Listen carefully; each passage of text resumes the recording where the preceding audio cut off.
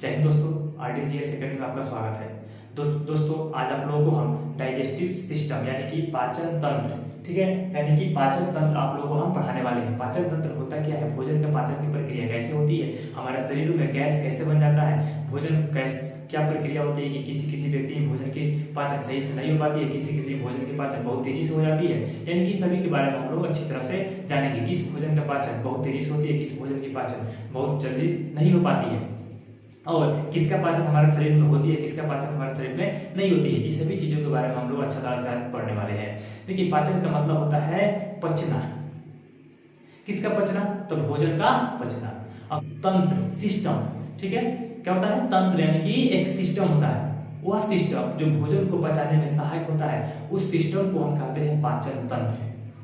समझ में आ गया? उस सिस्टम को दो भागों में बांटा गया है, यानी पाचन तंत्र को कितने भागों में बांटा गया है? दो भागों में बांटा गया है। एक एलिमेंट्री कैनाल और दूसरे का होता है डाइजेस्टिव, यहाँ पे ग्लैंड यानी कि आहार नल, और दूसरे का पाचक ग्रंथि।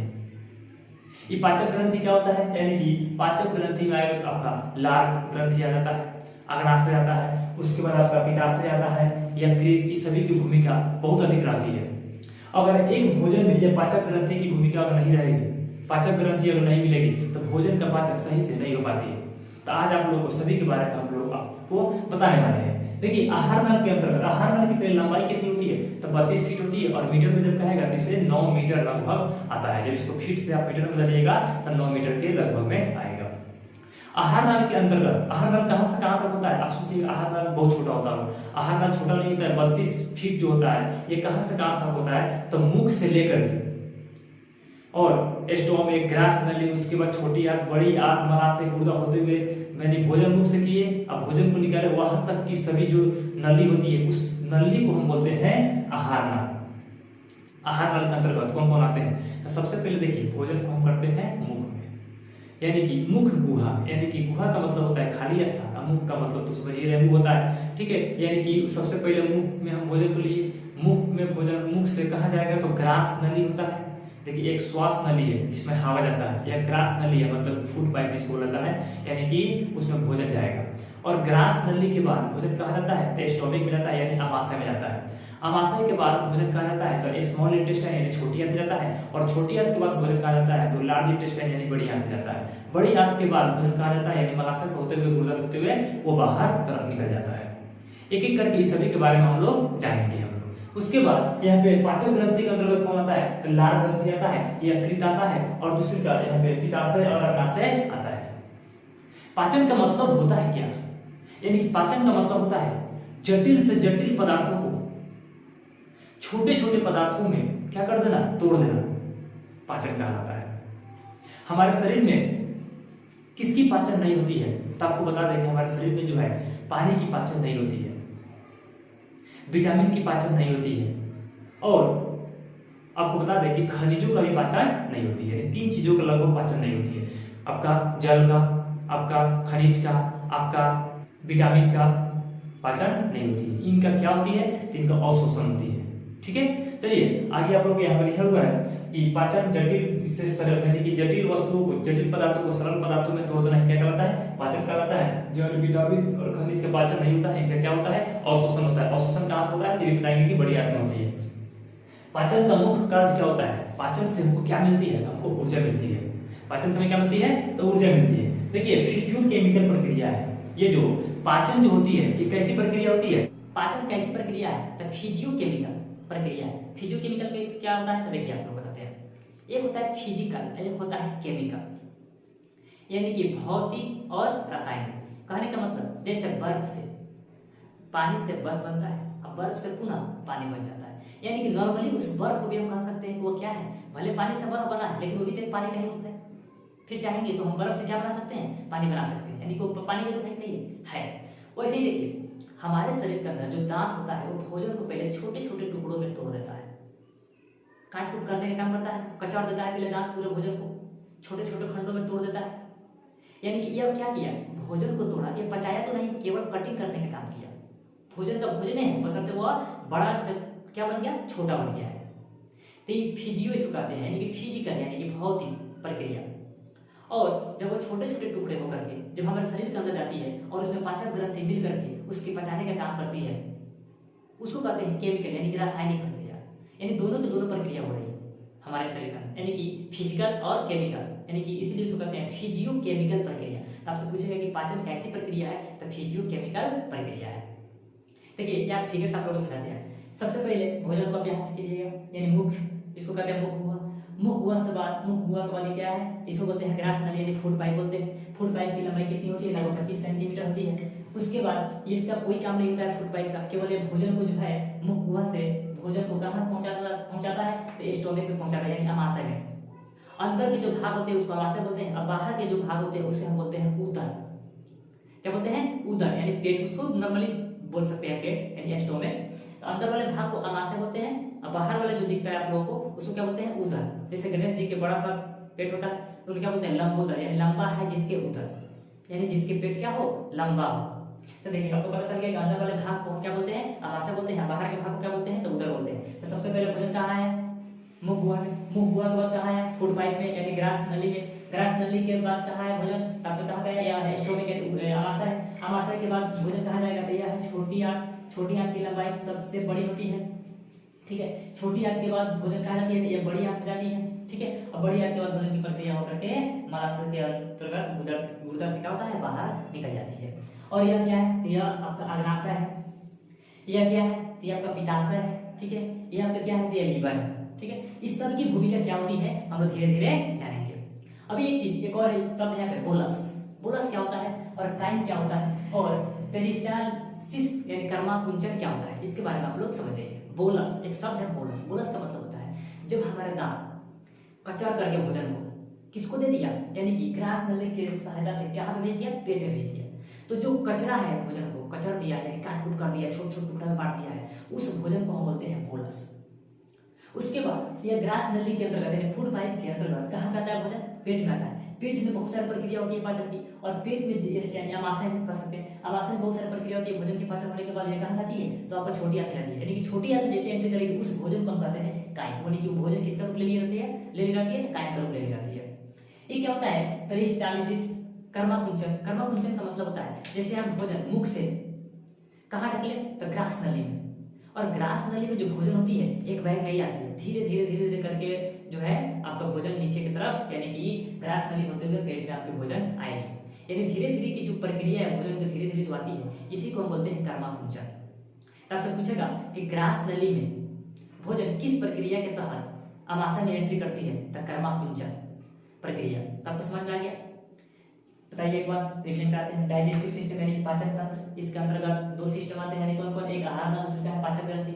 आहार नाल के अंतर्गत कौन आता है, तो मुख हुआ आता है, ग्रास नली आता है, अमाशय आता है, छोटी आंत आता है, बड़ी आंत आता है, मलाशय यानी गुर्दा से होते हुए भोजन बाहर निकल जाता है। उसके बाद आपका पाचन ग्रंथि में कौन कौन आएगा, तो लाल ग्रंथि आएगा, आपका पित्ताशय आएगा, अग्नाशय आएगा, और यकृत, इस सब की बड़ी भूमिका होती है। उसके बाद आपको बता दें कि पाचन का मतलब क्या होता है, तो जटिल पदार्थों को छोटे छोटे पदार्थों में क्या कर देना, तोड़ देना, क्या कहलाता है, पाचन कहलाता है। हमारे शरीर में नॉर्मली देखा जाता है कि कार्बोहाइड्रेट, प्रोटीन और फैट की ही ज्यादा क्या होती है, पाचन होती है। नॉर्मली इसी का पाचन नहीं होता है, और किसका पाचन नहीं होता है, तो जल का पाचन नहीं होता है, खनिज का पाचन नहीं होता है, विटामिन का पाचन नहीं होता है, ठीक है। और हमारे जो पाचन है ये किस तरह की प्रक्रिया है, फिजियोकेमिकल, फिजियोकेमिकल प्रक्रिया है, ये आपसे पूछेगा, याद रखिएगा। यहाँ पे समझ में आ गया बोलस क्या होता है।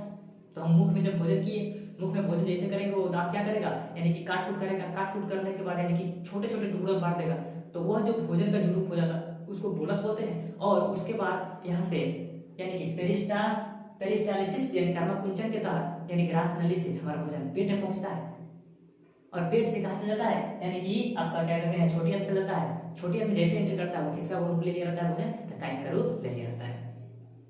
चलिए आप लोग इसको सबसे पहले उतारिए, उसके बाद आप लोग को बताते हैं। चलिए आगे हम लोग देखते हैं। देखिए मुख हुआ, सबसे पहले भोजन की पाचन की प्रक्रिया कहाँ से शुरू होती है, तब मुख हुआ शुरू होती है। क्वेश्चन आपसे पूछा हुआ है, क्वेश्चन पूछा हुआ है कि भोजन की पाचन की शुरुआत कहाँ से होती है, तब मुख गुहा से होती है। एक मुख गुहा में क्या क्या होती है, एक जीभ होती है, और दांत होती है, 32 दांत होती है, और क्या होती है, तो 3 जोड़ी लार ग्रंथि होती है, जिसमें सबसे बड़ी लार ग्रंथि पैरोटिड लार ग्रंथि होती है। ये भी आप लोगों को बहुत अच्छा तरह से बताएंगे। देखिए सबसे पहले आप लोग बता दें लार के बारे में बताते हैं। ये लार क्या होता है, ये अम्लीय प्रकृति का होता है। इसका पीएच मान कितना होता है, 6.8 होता है। अम्ल आप लोग समझ रहे हैं, जो स्वाद में खट्टा होता है उसे क्या कहते हैं, अम्ल कहते हैं। प्रतिदिन हमारा मुख से कितने लीटर लार निकलती है, लार का स्राव होती है, तो 1.5 लीटर। प्रतिदिन कितने लीटर, तो 1.5 लीटर। यानी कि एक भोजन को पचाने में लार की बहुत बड़ी भूमिका है, छोटी मोटी भूमिका नहीं है। यह लार क्या करती है, देखिए लार में होता क्या है, 95% लगभग पानी होती है और 5% आपका एंजाइम होती है। 95% पानी और 5% एंजाइम। यह एंजाइम क्या करता है, तो भोजन को पचाता है। यहाँ पे आपको बता दिया गया कि सबसे पहले बता दिए कि भोजन का पाचन का शुरुआत कहाँ से होता है, तो मुख से होता है। मुख में सबसे पहले पाचन किसका होता है, तो कार्बोहाइड्रेट का। हम आप लोगों को बताएं कि नॉर्मली हम लोग 3 चीजों का हम पाचन कराते हैं, कार्बोहाइड्रेट, फैट और प्रोटीन। तो फैट और प्रोटीन का मुख में पाचन नहीं होता है, यानी मुख गुहा में पाचन नहीं होता है। किसका पाचन होता है, तो कार्बोहाइड्रेट का पाचन होता है। वो भी कितना प्रतिशत पाचन होता है, तो 70% पाचन होता है। फैट का और प्रोटीन का पाचन मुख में नहीं होता है, ठीक है। उसके आगे यहाँ पे लिख दिया है पाचन कार्बोहाइड्रेट की होती है लगभग 70% और फैट और प्रोटीन की पाचन नहीं होती है, ठीक है। यहाँ पे लिख दिया है कि लार ग्रंथि का स्राव प्रतिदिन कितना होते हैं, तो 1.5 लीटर होती है। यहाँ पे आप लोगों को बताया गया है कि लार में क्या क्या होती है, तो 95% पानी होती है और 5% एंजाइम होती है। यानी कि लार ग्रंथि से कितने तरह के एंजाइम निकलते हैं, 4 तरह के एंजाइम निकलते हैं। कौन कौन, एक है लाइसोजाइम, काइलिन, डाइजेस्टेज और म्यूलिन।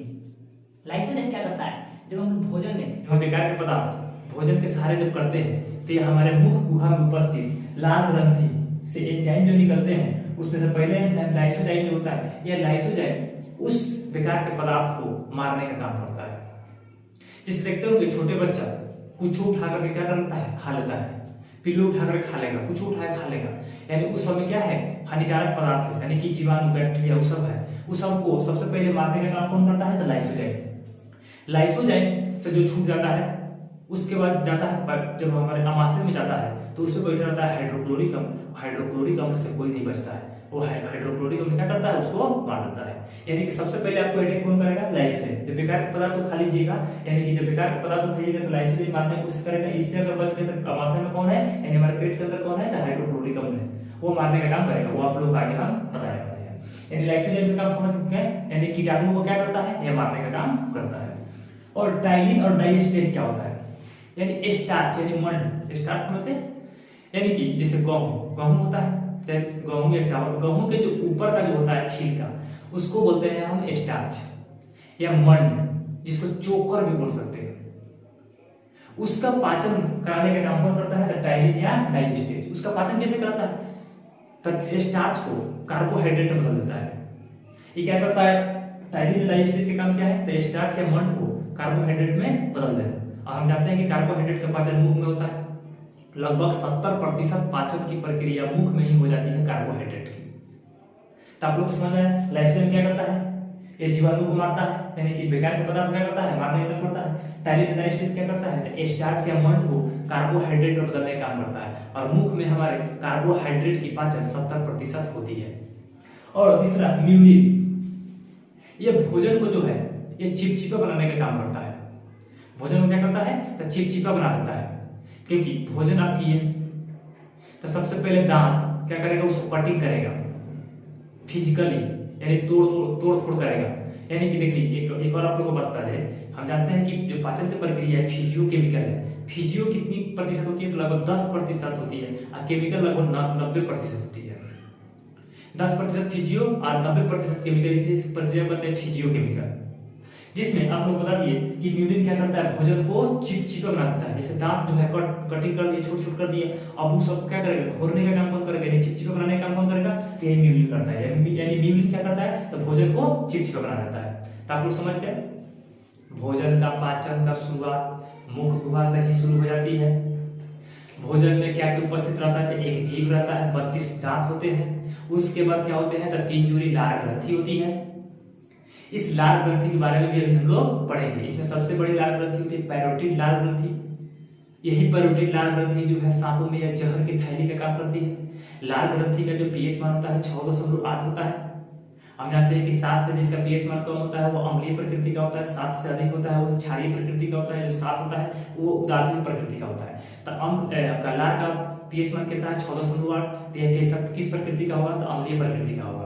लार में जो है 95% लगभग जल होते हैं और 5% क्या होते हैं, तो आपके एंजाइम होते हैं। एंजाइम में कौन कौन होते हैं, तो लाइसोजाइम आ जाएंगे, उसके बाद आपका यहाँ पे म्यूलिन आ जाएंगे, टाइलिन और डाइजेस्टेज आ जाएंगे। लाइसोजाइम क्या करता है, बेकार के पदार्थों को मारने का काम करता है। जब भोजन में हम लोग बेकार के पदार्थों को खा लेते हैं तो उसको मारने का काम लाइसोजाइम करता है। और आपके यहाँ पे टाइलिन और डाइजेस्टिव का काम क्या है, स्टार्च या मड को कार्बोहाइड्रेट में बदलने का काम करता है। और म्यूलिन का काम क्या है, तो यह भोजन को चिपचिपा बनाने का काम करता है। यहाँ तक आप लोगों को जानकारी मिल गया। चलिए इसके आगे हम लोग और जानते हैं वो 3 कुल लाल ग्रंथि कौन कौन से होती है। चलिए अब जानते हैं लाल ग्रंथि के बारे में। वो 3 जोड़ी लाल ग्रंथि क्या होती है। यानी आप लोगों को सबसे पहले पता चल गया है कि लार अगर भोजन में नहीं मिलेगा तो भोजन का पाचन सही से नहीं हो पाएगा। कार्बोहाइड्रेट का पाचन मुख में 70% हो जाती है। अगर लार अगर नहीं मिलता तो क्या 70% पाचन हो पाती, नहीं हो पाती। क्या प्रोटीन और फैट की पाचन क्या मुख में होती है, तो नहीं होती है। आप लोग को अभी हम बताने वाले 3 जोड़ी लाल ग्रंथि कौन कौन से होती है। तो 3 जोड़ी लाल ग्रंथि होती है। सबसे पहला सबसे बड़ा लाल ग्रंथि, आपसे पूछा कि सबसे बड़ी लाल ग्रंथि, सबसे छोटी लाल ग्रंथि कौन होती है। तो सबसे बड़ी लाल ग्रंथि होता है पैरोटिड लाल ग्रंथि होता है। दूसरा होता है सब मैंडिबुलर यानी सब मैंडिबुलर होती है। और तीसरा होता है सब लिंगुअल लाल ग्रंथि यानी सब लिंगुअल जो होती है ये सबसे छोटी होती है। और पैरोटिड लाल ग्रंथि जो होती है सबसे बड़ी होती है। देखिए पैरोटिड लाल ग्रंथि जो होती है ये सांपों के अंदर भी होती है, लेकिन सांप के अंदर ये जहर की थैली का काम करता है। यानी कि जहर की थैली की तरह यह काम करता है कौन, पैरोटिड लाल ग्रंथि। देखिए पैरोटिड ग्रंथि जब विषाणु से जब संक्रमित हो जाएगी तो उसमें सूजन हो जाती है, सूजन हो जाती है। और सूजन होने से क्या होती है, गलसुआ नामक बीमारी होती है। आप लोग यहाँ बता दें ग्रास नली, मुख में भोजन का पाचन हो गया, कार्बोहाइड्रेट का पाचन हुआ है, लाल ग्रंथि के बारे में पढ़ लिए, 3 जोड़ी लाल ग्रंथि के बारे में। और भोजन जो है किसका रूप ले लिया है, कोलस का रूप ले लिया है, बोलस का रूप ले लिया है। भोजन बोलस का रूप ले लिया। अब वह भोजन कहाँ पे जाएगा, तो आमाशय में जाएगा। तो आमाशय से पहले कौन है, तो ग्रास नली है, फूड पाइप है। तो भोजन मुख से कहाँ पे एंट्री करेगा, फूड पाइप में। फूड पाइप कितना होता है लंबा, तो 25 सेंटीमीटर लंबा होता है। और इसका काम क्या है, तो इसका काम है केवल भोजन को आमाशय तक पहुंचा देगा। इसमें भोजन किस प्रक्रिया के तहत पहुंचती है, तो कर्माकुंचक प्रक्रिया के तहत भोजन को जो है आपका ग्रास नली कहाँ पहुंचा देता है, तो आमाशय में पहुंचाता है। चलिए आज आप लोगों के लिए इतना ही। अगला पार्ट में इसके बारे में इसके बाद आप लोगों को बताएंगे आमाशय से। यानी भोजन की पाचन आप लोगों को हम करा दिए मुख में, भोजन की पाचन मुख में कैसे कैसे होती है। और ग्रास नली की यानी फूड पाइप की सहायता से आपके भोजन को कहाँ पहुंचा दिए, तो आमाशय में पहुंचा दिए। अब आमाशय में कैसे कैसे भोजन की प्रक्रिया होती है पाचन की, उसके बाद आप लोग अगले पार्ट में आप लोग को देखने को मिलेगा। दोस्तों आप लोग को अच्छा लगे तो लाइक, सब्सक्राइब और कमेंट जरूर कीजिए, ताकि इससे हमको बहुत सारा क्या होती है, तो मोटिवेशन हमको मिलती है और अच्छे से अच्छे आप लोग को वीडियो देने का हम काम करते रहेंगे। जय हिंद दोस्तों, जय हिंद दोस्तों।